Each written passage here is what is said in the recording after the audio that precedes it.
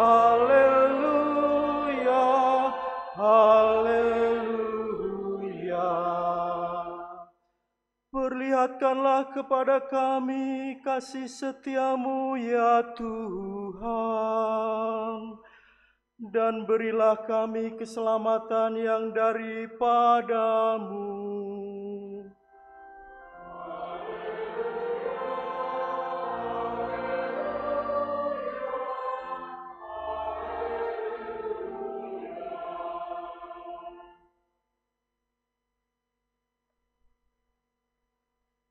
Tuhan bersamamu. Dan bersama rohmu. Inilah Injil suci menurut Santo Lukas. Dimuliakanlah Tuhan.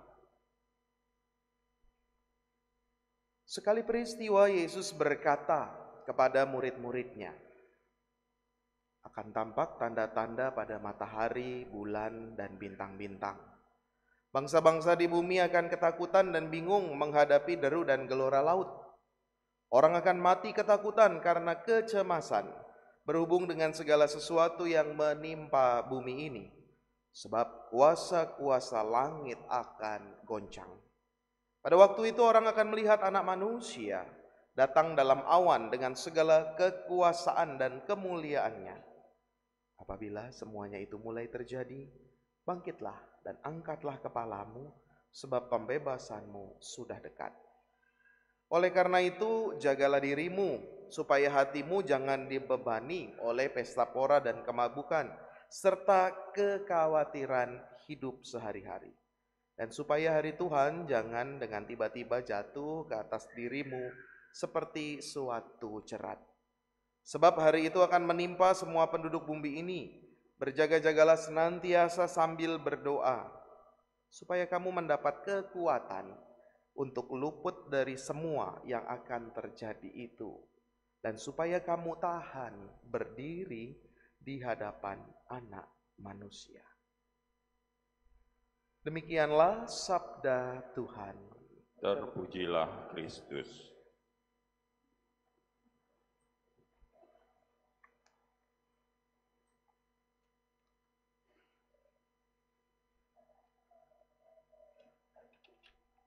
Saudari-saudara yang dikasihi Tuhan, beberapa minggu atau beberapa hari yang lalu ada fenomena yang berulang, yaitu apa? Biasanya kalau pagi sampai siang itu, terlebih siang hari, rasanya panas sekali. Lalu tiba-tiba mulai sore itu ada awan hitam muncul dari arah selatan, dari arah Bogor, Depok. Lalu sore hari mulai gelap dan terjadilah hujan. Sayangnya hujannya masih air. Jadi saya nggak mau main hujan-hujanan. Kalau hujannya hujan duit, saya rela dah main hujan-hujanan ya. Ada tanda-tanda awan gelap, lalu sore hari mulai turun hujan yang cukup deras. Mungkin juga ada yang was-was ini banjir atau enggak. Atau ada fenomena lain, misalkan kalau hari ini nanti siang Anda ke rumah makan, Anda ke mall, Anda pergi kemana seputaran Jakarta ini, pasti jalan-jalan macet. Tempat makan nanti menjadi penuh. Mall-mall juga banyak orang. Karena apa? So gak ada yang tahu nih. Baru gajian. Ya. Pasti penuh ya di mall-mall, di rumah makan, jalanan juga macet.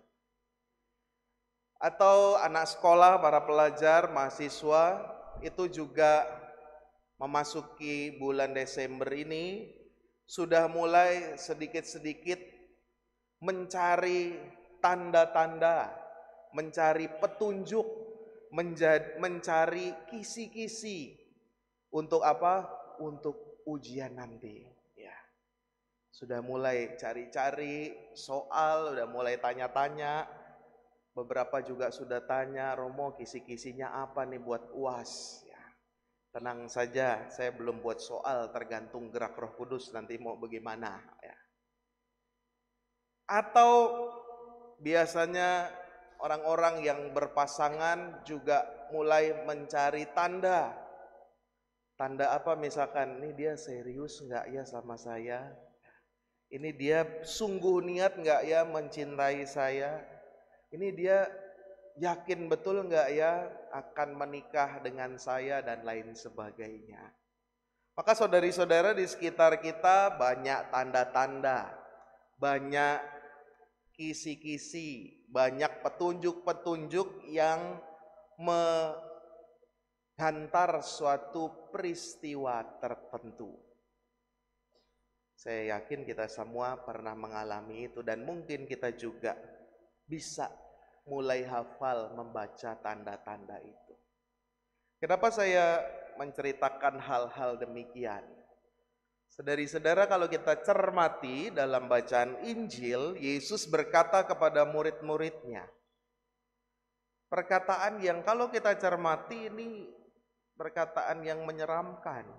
Dikatakan di sana, matahari, bulan, bintang-bintang, semua yang ada pada bumi, bangsa-bangsa akan mengalami ketakutan, kebingungan, kecemasan, dan kuasa-kuasa langit akan bergoncang.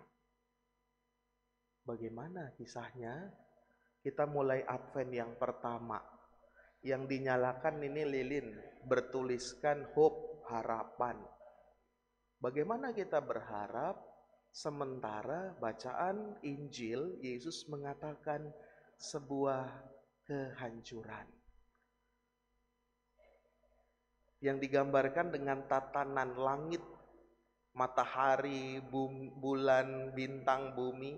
Ini kan sesuatu yang teratur, tapi mengalami kehancuran, mengalami kekacauan. Kalau kita bertanya lebih dalam, kok demikian? Ini Yesus yang mengatakan soal kehancuran ini. Kenapa enggak pada akhir zaman aja Yesus mengatakan demikian? Saudari-saudara, permenungan lebih dalam coba kita ambil. Dalam bacaan pertama ditegaskan bahwa bagaimana Yerusalem akan hidup dengan tentram.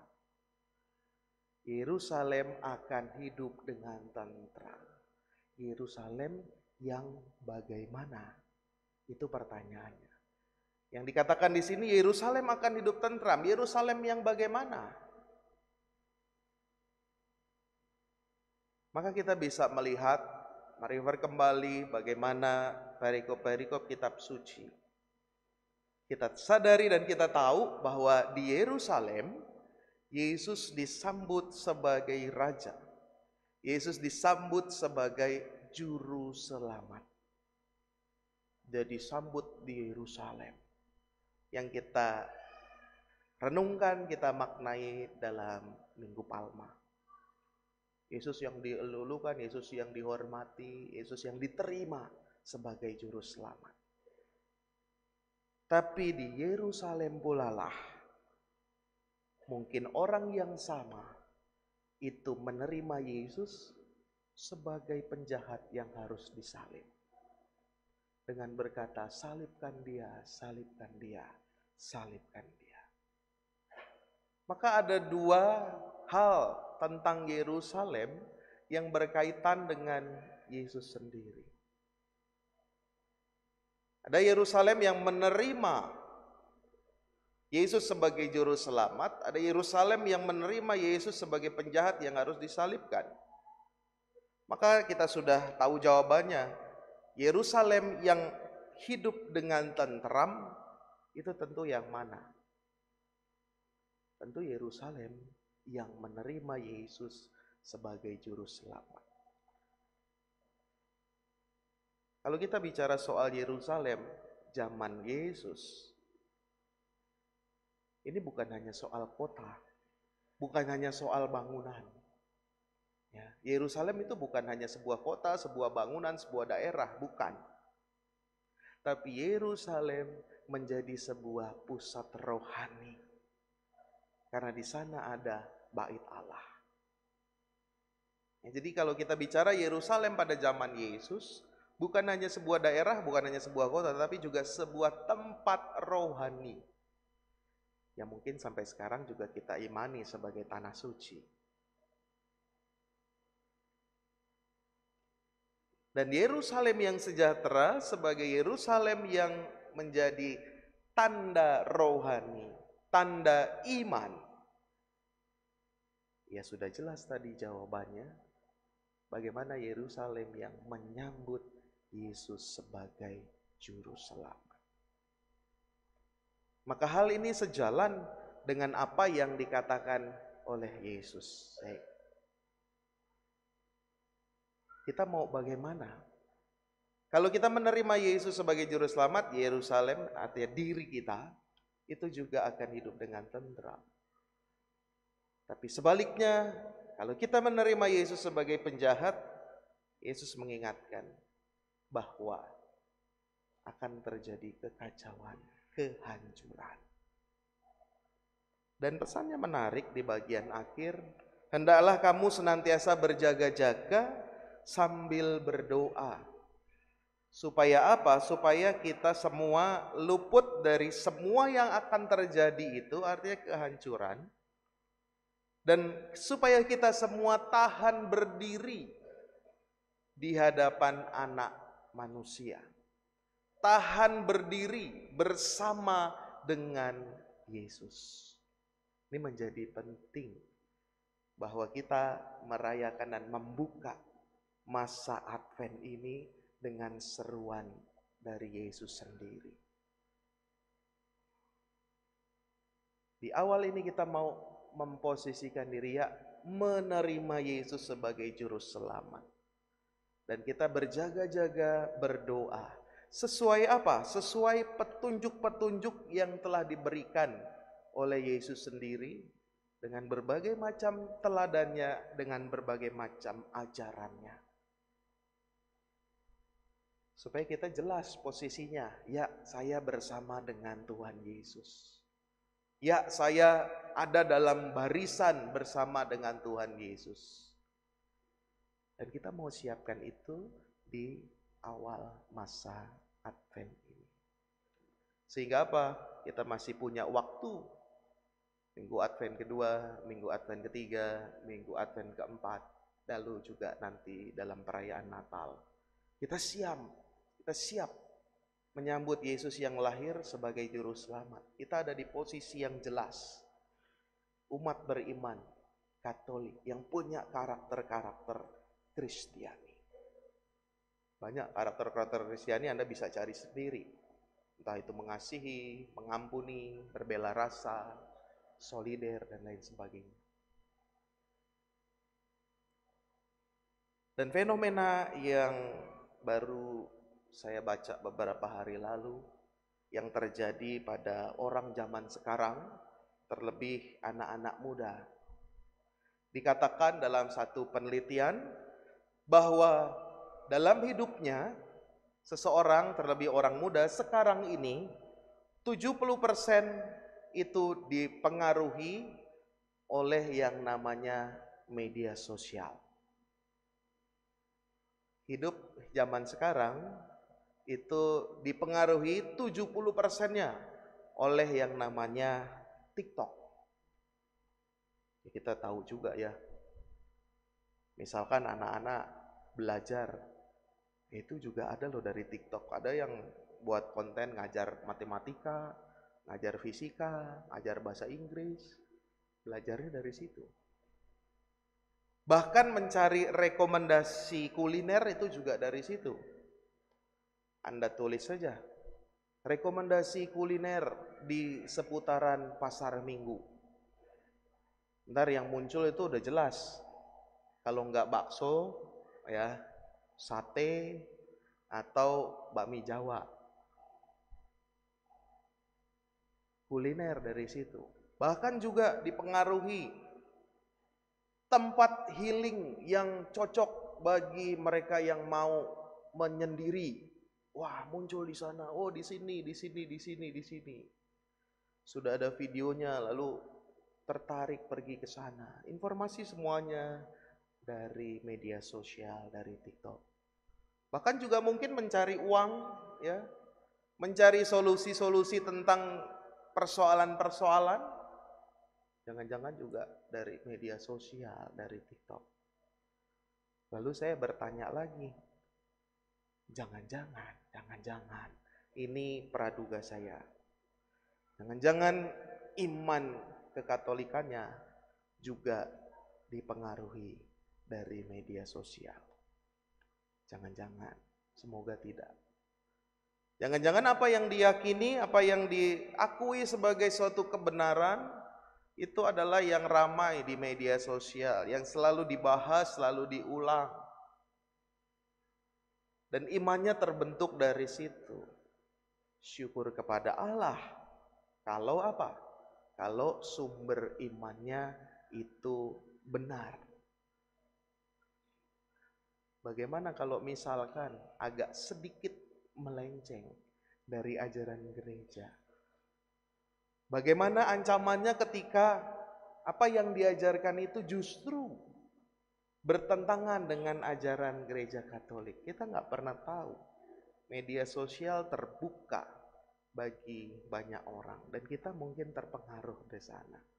Oke lah untuk hal-hal praktis, tapi jangan-jangan iman kekatolikan kita juga diwarnai dengan itu. Syukur kepada Allah kalau terjamin. Kalau sumber-sumbernya berbahaya, ya kita butuh ekstra juga untuk meluruskannya kembali. Pendidikan iman sekarang dari media sosial banyak sekali. Maka saudari-saudara pulang dari sini silahkan saja cari @andreasubekti, ya. Sudah dijamin Pol itu, ya. Artinya apa ya? Itu kita mau lihat. Jangan-jangan ada ancaman demikian yang membuat kita agak sedikit melenceng, ada sedikit pemahamannya mulai bergeser, sehingga kita nggak ada di posisi bersama dengan Tuhan Yesus lagi. Kita merasa, oh ya saya belajar tentang iman, tapi jangan-jangan kita di posisi yang tidak dalam barisan bersama dengan Tuhan Yesus. Terima kasih dari saudara, di awal minggu Advent ini kita tadi yang pertama dengan membaca petunjuk-petunjuk, tanda-tanda yang kita alami dalam hidup. Kita mau menerima Yesus, menyiapkan diri untuk menyambut kelahirannya sebagai juru selamat. Sehingga apa? Kita menjadi tentram, damai, selamat. Dan yang kedua, kita senantiasa berjaga-jaga dan berdoa supaya kita jelas imannya, karakternya, wataknya berada dalam posisi, dalam barisan bersama dengan Tuhan Yesus. Kita mohonkan berkat untuk itu sekaligus memulai masa Advent kita di Advent yang pertama ini. Mari kita tanggapi sabda Tuhan dengan memperbarui iman kepercayaan kita. Aku percaya akan Allah, Bapa yang Maha Kuasa, pencipta langit dan bumi, dan akan Yesus Kristus, putranya yang tunggal, Tuhan kita, yang dikandung dari Roh Kudus, dilahirkan oleh perawan Maria, yang menderita sengsara dalam pemerintahan Pontius Pilatus, disalibkan, wafat dan dimakamkan, yang turun ke tempat penantian, pada hari ketiga bangkit dari antara orang mati, yang naik ke surga, duduk di sebelah kanan Allah Bapa yang Maha Kuasa. Dari situ ia akan datang mengadili orang yang hidup dan yang mati. Aku percaya akan Roh Kudus, Gereja Katolik yang kudus, persekutuan para kudus, pengampunan dosa, kebangkitan badan, kehidupan kekal. Amin.